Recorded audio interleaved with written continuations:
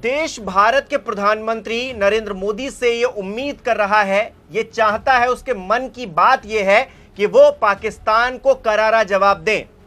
22 अप्रैल के बाद आज 10 दिन से ज्यादा हो गया है दोस्तों, लेकिन सिर्फ इंतजार के अलावा और कुछ मिला नहीं है। मैसेज किसे दिया जा रहा है? मैसेज मंच पर खड़े होकर इंडिया गठबंधन को दिया जा रहा है। कहा जा रहा है कि देखिए शशि थरूर जी यहां हमारे साथ मंच पर बैठे हैं तो कितने लोगों को परेशानी हो रही होगी। देखिए वीडियो और उसके बाद मैं बताता हूं कि प्रधानमंत्री पिछले 10 दिनों से क्या कर रहे हैं और उन्हें असल में करना क्या चाहिए था। अरे मुख्यमंत्री जी से भी मैं कहना चाहूंगा, आप तो इंडिया अलायंस के बहुत बड़े मजबूत पिलर है। यहां शशि थरूर भी बैठे हैं और आज का ये इवेंट कई लोगों की नींद हराम कर देगा। वेल मैसेज चला गया जहां जा रहा था। तो सुना आपने, विपक्ष पर निशाना साध रहे हैं केरल जाकर। घटना कश्मीर में हुई 22 अप्रैल को, बहुत दुखद घटना अपने आप में। इसके बाद 24 अप्रैल आया, 2 दिन बाद, 48 घंटे भी नहीं बीते थे दोस्तों, वो जो शहीद लोग हुए, आम नागरिक हुए, उनकी चिताओं को आग तक नहीं लगाई गई थी और प्रधानमंत्री बिहार के मधुबनी में रैली कर रहे थे। सिलसिला आगे बढ़ता है दोस्तों तो प्रधानमंत्री गायब हो जाते हैं। 29 अप्रैल को पता चलता है मीटिंग कर रहे हैं, एक बहुत गहन मीटिंग चल रही है। उस मीटिंग के तुरंत बाद संघ प्रमुख मोहन भागवत पहली बार प्रधानमंत्री आवास पहुंच जाते हैं। वहां पर क्या होता है कुछ पता नहीं। अगला दिन आता है, 30 अप्रैल आ जाती है।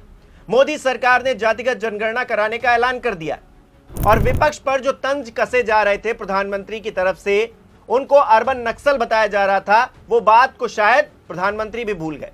फिर 1 मई आ गई, प्रधानमंत्री नरेंद्र मोदी फिल्मी सितारों के बीच पहुंच गए, लंबा भाषण दिया, सिनेमा का व्याख्यान करते रहे। फिर अगले दिन 2 मई केरल पहुंच जाते हैं प्रधानमंत्री नरेंद्र मोदी और तंज भरे लहजे में प्रधानमंत्री विपक्ष पर निशाना साधते हैं। वहां जाकर कहते कि देखिए शशि थरूर जी हमारे साथ बैठे। मैंने आपको बाइट सुनवाई। शशि थरूर अगर मंच पर बैठे हैं तो प्रधानमंत्री नरेंद्र मोदी को विपक्ष पर निशाना साधना याद है, लेकिन उनको 22 तारीख की घटना नहीं याद है और उनको यह याद नहीं है कि पूरा देश इंतजार कर रहा है जब आप पाकिस्तान को धूल चटा देंगे, घुटनों पर ला देंगे। जब कांग्रेस ने, इंडिया गठबंधन ने जातिगत जनगणना का मुद्दा उठाया था, तब प्रधानमंत्री नरेंद्र मोदी कह रहे थे, एक इंटरव्यू में उन्होंने कहा कि ये तो अर्बन नक्सल सोच है। प्रधानमंत्री ने अपनी रैलियों में भी ये कहा कि देश में सिर्फ 4 जातियां हैं, अनुराग ठाकुर हो, कंगना रनौत हो, भजन लाल शर्मा हो, योगी आदित्यनाथ हो, सुधांशु त्रिवेदी हो, तमाम लोगों ने जातिगत जनगणना को देश को बांटने वाली सोच बताया था। दोस्तों भारतीय जनता पार्टी की मानसिकता क्या है जरा ये देखिए कि जब पहलगाम का हमला हुआ तो बाकायदा गिबली पोस्टर बनाया गया, छत्तीसगढ़ भारतीय जनता पार्टी की तरफ से उसे पोस्ट किया गया और कहा गया कि धर्म पूछकर मारा, जाति पूछकर नहीं मारा, हम याद रखेंगे। और अब कहा जा रहा है यह मोदी जी का मास्टर स्ट्रोक है कि उन्होंने जातिगत जनगणना का फैसला ले लिया है। बताइए, मतलब एक जीव होता है जो अपना रंग बदलता है। भारतीय जनता पार्टी के नेता उसी की तरह होते जा रहे हैं, एकदम झटके से रंग बदल दिया। लेकिन सोशल मीडिया पर लोग ट्रोल कर रहे हैं, हंसी बना रहे हैं, मजाक बना रहे हैं भारतीय जनता पार्टी के उन नेताओं का जो पहले तो बड़ी बड़ी बातें किया करते थे, विपक्ष को निशाने पर लिया करते थे, जातिगत जनगणना के नाम पर मजाक उड़ाया करते थे, देशद्रोही तक कहा करते थे विपक्ष के नेताओं को। राहुल गांधी को पप्पू तो बना ही दिया इस पूरे मामले पर। खैर अब पप्पू कौन बन रहा है यह साफ तौर से जाहिर है, जग जाहिर है। कल तक जिस जातिगत जनगणना से देश बट रहा था वो आज मास्टर स्ट्रोक हो गया। आज देश इससे जुड़ेगा, समरसता बढ़ेगी, तमाम चीजें होंगी। आज वही फैसला देश को जोड़ रहा है जो कल तक विपक्ष के कहने पर तोड़ रहा था। देश के आगे ले जाने वाला मास्टर स्ट्रोक ये कैसे बन गया, ये अपने आप में एक अलग कहानी है।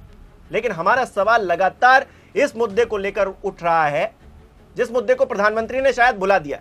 मैं ये मान चुका हूं कि प्रधानमंत्री 24 घंटे में ही इस मुद्दे को भूल गए थे, और अगर नहीं भूले होते तो 22 अप्रैल को पहलगाम का दुखद घटना होती है, 24 अप्रैल को बिहार के मधुबनी में प्रधानमंत्री रैली करने पहुंच जाते हैं, 29 अप्रैल को संघ प्रमुख से मुलाकात करते हैं, पता नहीं कौन सी बात करते हैं, ऐसी कौन सी सिक्योरिटी मीटिंग हो रही थी, प्रधानमंत्री आवास में मोहन भागवत और मोदी जी के बीच में। 30 अप्रैल को मोदी सरकार ने जातिगत जनगणना का फैसला ले लिया।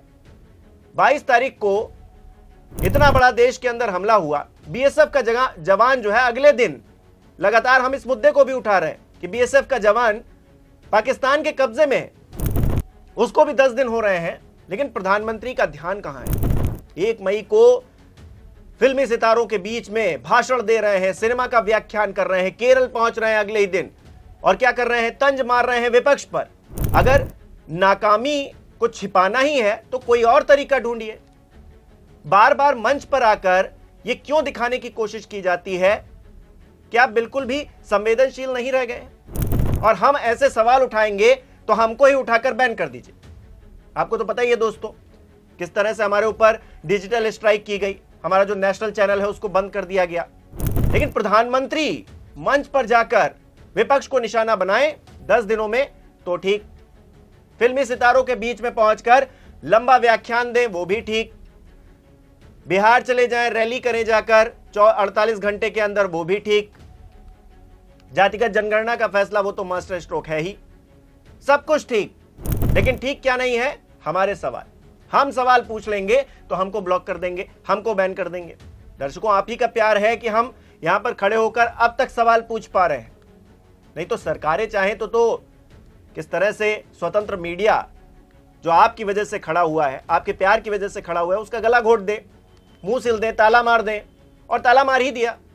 लेकिन प्रधानमंत्री क्या कर रहे हैं इस देश के अंदर, हर कोई पूछेगा ना, हर कोई जानना चाहता है कि प्रधानमंत्री इतने ही संवेदनशील हैं तो फिर अब तक बीएसएफ जवान वापस क्यों नहीं आया। मैं बिल्कुल मानता हूं कि 2019 में जो घटना हुई, हमारे इतने सारे सैनिक शहीद हो गए 40 के करीब, उसके बाद हमने एयर स्ट्राइक की, और उसमें जब अभिनंदन जो एयर विंग कमांडर थे उनको पकड़ा गया तो 60 घंटे के अंदर हमने पाकिस्तान को मुंहतोड़ जवाब दिया। लेकिन अब क्या हो गया, अब ऐसी घटना क्यों नहीं हो रही है दोबारा कि हम दोबारा अपने बीएसएफ जवान को ला पाए, उन आतंकियों को मुंहतोड़ जवाब दे पाए जिन्होंने 28 परिवार तोड़ दिए, किसी का बेटा गया, किसी का भाई शहीद हुआ, किसी का पति शहीद हुआ, वो आम लोग थे, उनका क्या कसूर था। लेकिन बदला लेने के बजाय क्या कर रहे हैं हम, बिहार के मधुबनी में रैली कर रहे हैं, मंच पर खड़े होकर 2 मिनट के लिए कहते हैं कि हम कड़ा बदला लेंगे, और ये उनके लिए नहीं है, इनके लिए है। पता नहीं क्या भाषण दे रहे थे, वो भी नहीं समझ में आया मुझे। जातिगत जनगणना मास्टर स्ट्रोक हो गया, फिल्मी सितारों के बीच जाइए, केरल में पहुंचिए तो शशि थरूर के जरिए कांग्रेस पार्टी को घेरिए।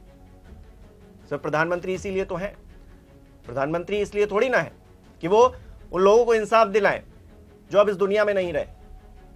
उनकी गलती नहीं थी, फिर भी उनको जान गंवानी पड़ी। बड़ा ही दुख होता है ये तस्वीर देखकर। प्रधानमंत्री जी, बहुत बहुत उम्मीदें हैं आपसे, देश को, हमें, हम सबको हैं। राजनीति करिए, क्योंकि आप नेता हैं, राजनीति करेंगे ही।